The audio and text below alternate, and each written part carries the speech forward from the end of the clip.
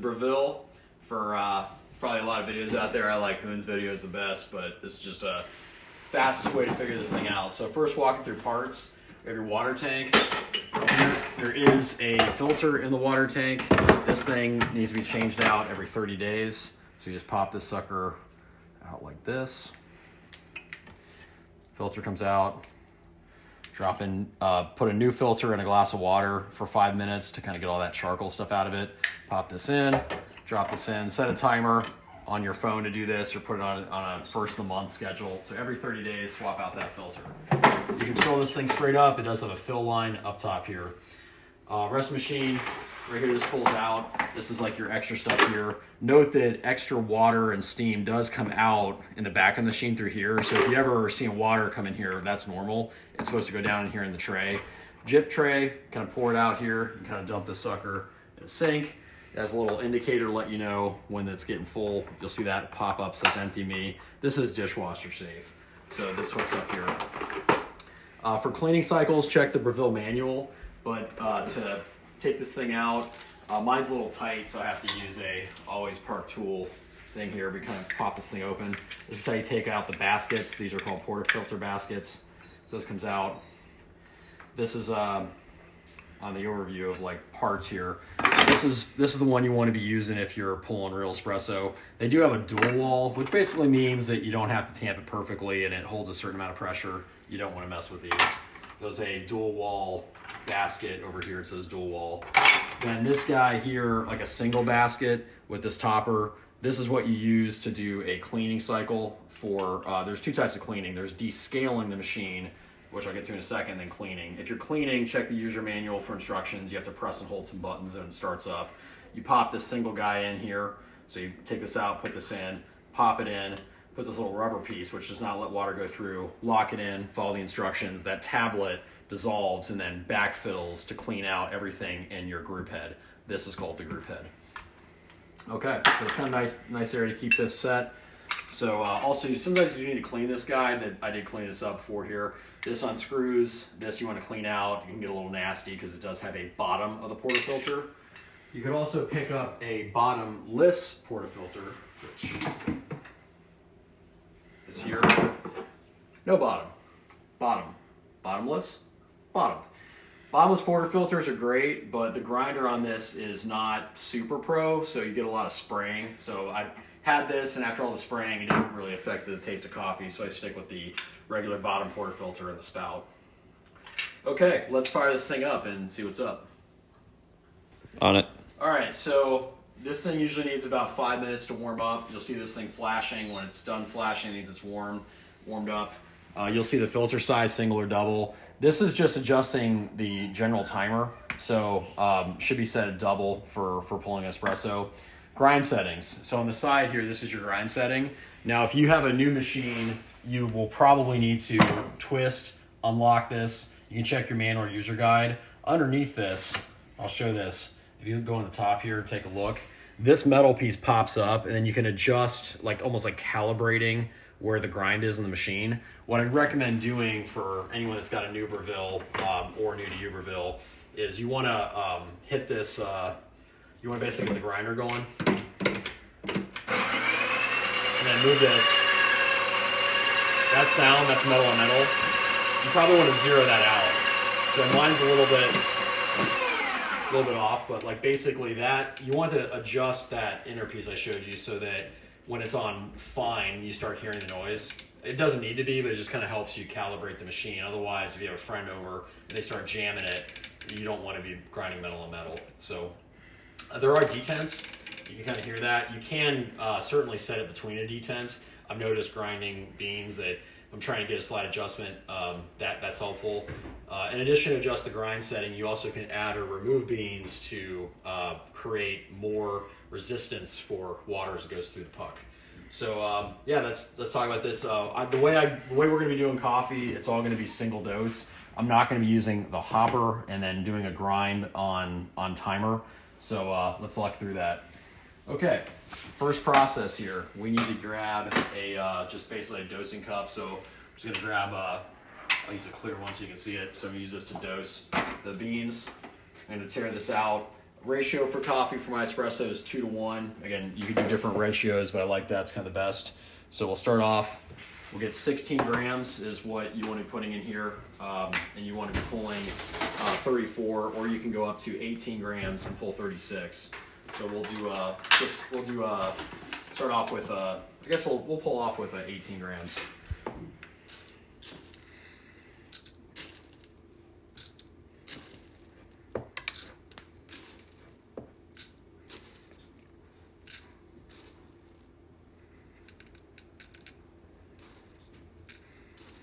Now you can get a scale, of course, that's got like another decimal point, because about one bean is about between 0.1 and 0.2 grams. So 18 grams in, and we'll go 36 out. So 18 in up top. Then I have a funnel here, 3D printed. I think the new Brevilles come with this. This is nice just to keep the grinds in here and not all over your kitchen prep. I'm gonna start off with a grind setting of 6 on the side. So fire this up. So you see grinds come down through here.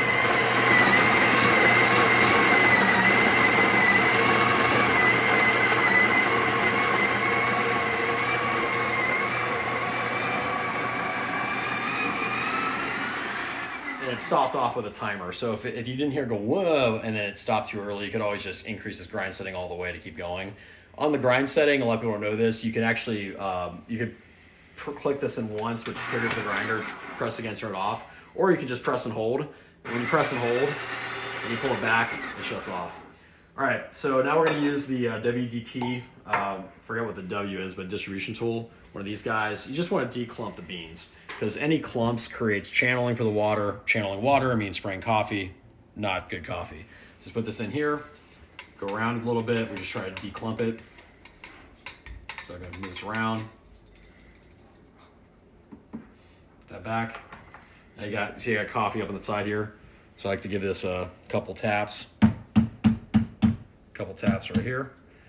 Now it's mostly on here. You can take your finger and kind of push this out. So that's the first set of distribution. Now I've got my distributor. This is not to put, all the design of this is just to move these clumps around so it's even before you tamp with the tamper. It is not designed to be a tamp. The other side of this one, actually you can tamp with it, but this is just really distribute. So you just want to pre-tamp, get the distribution. Just spin this, nice and easy. Distributes the coffee around. And when you're done, you see it's got a nice smooth surface ready for the puck to be tamped. This is a spring-loaded tamper. I like this because it gives you consistency. The way a spring-loaded tamper works is you press down, and when it hits a certain amount of force in pounds, this handle moves. If you put all your weight on that and it bottoms out, it defeats purpose. So you just want to press down until this moves. And when you tamp, you want to make sure that you're tamping absolutely flat. If you start tamping at an angle like this, water is going to start going to the lower end, coffee's not going to taste good. So you want to be as precise as you possibly can with a tamp. Check out Normcore. They make some great products for having an auto leveling tamp up top, so you don't have to worry about keeping this level. But for today, I'll show this. This is an aftermarket part. None of these parts actually come with the Breville. So I do recommend it. These are all available on Amazon.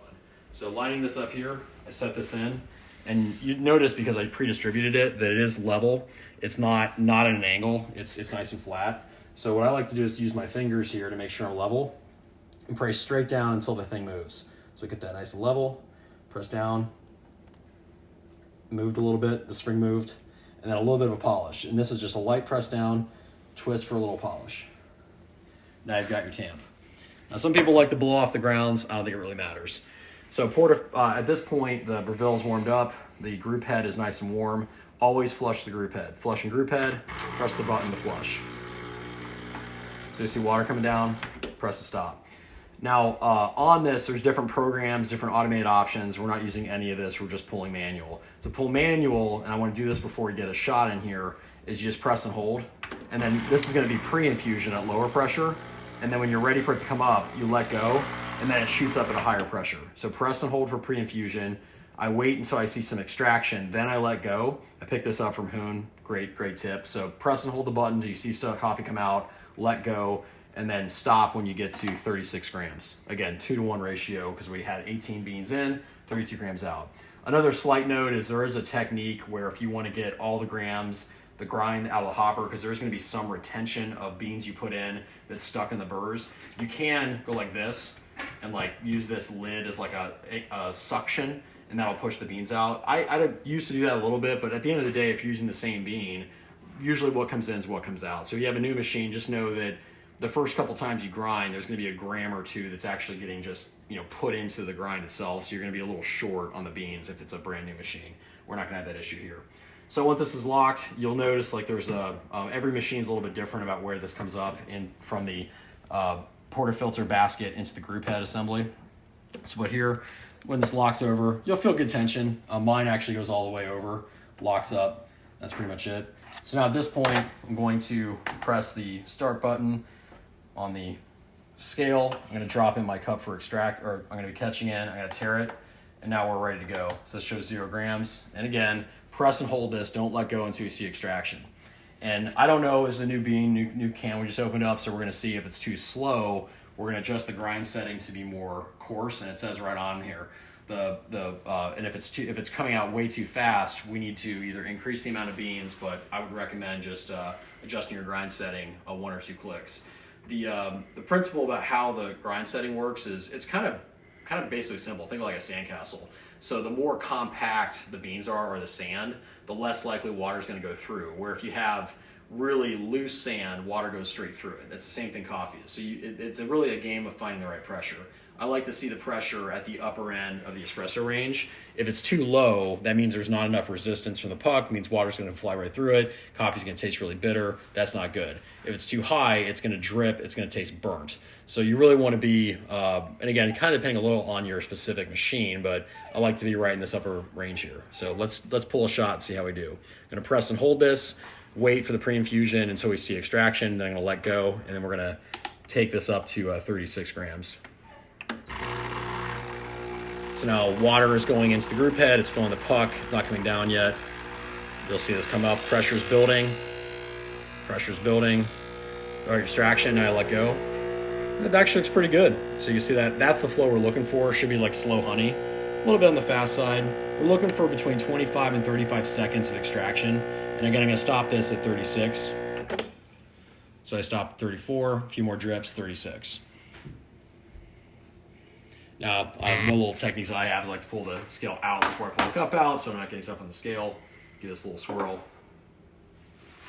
Cheers.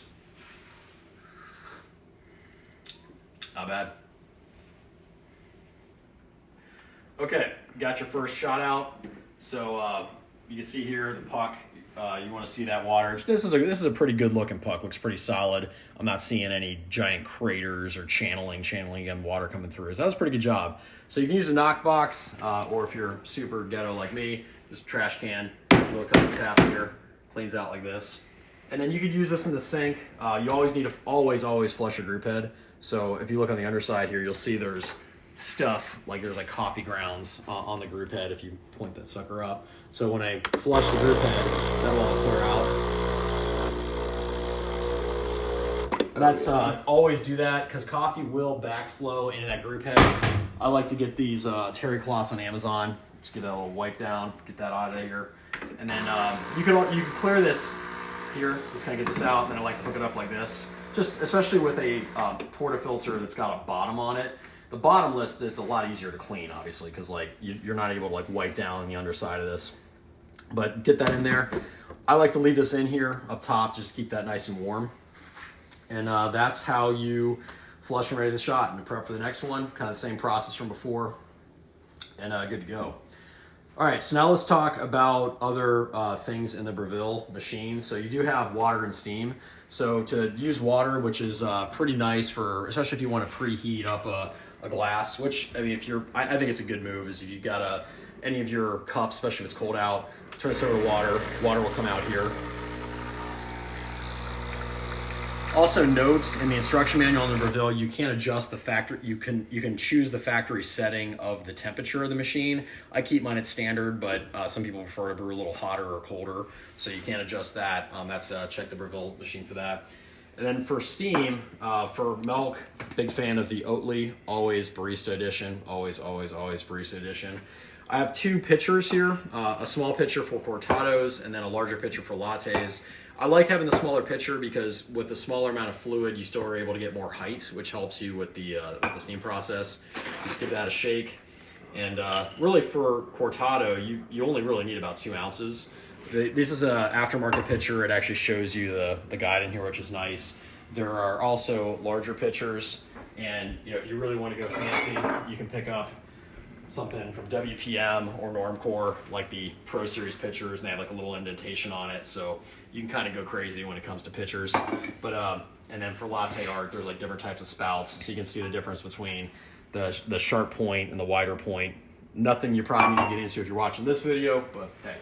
All right, so on a normal professional barista machine, you would just normally stick this thing in and rock and roll. But because it's a Breville and this is a prosumer model, and maybe this is only just my machine, but I'm pretty sure that's how it works, this does take a second. It's a single boiler. There's one boiler for both of these, so you are going to get hot water before you get steam on this.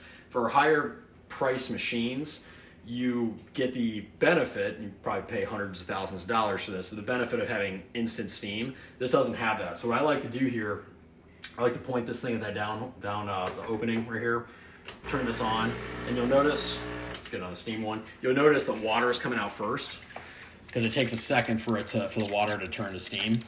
So once this goes to steam,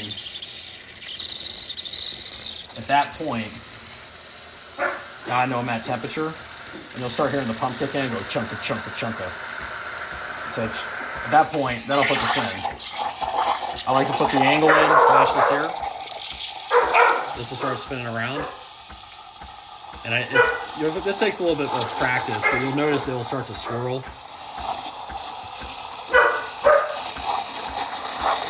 And the bottom of this is just too hot to hold, too hot to touch.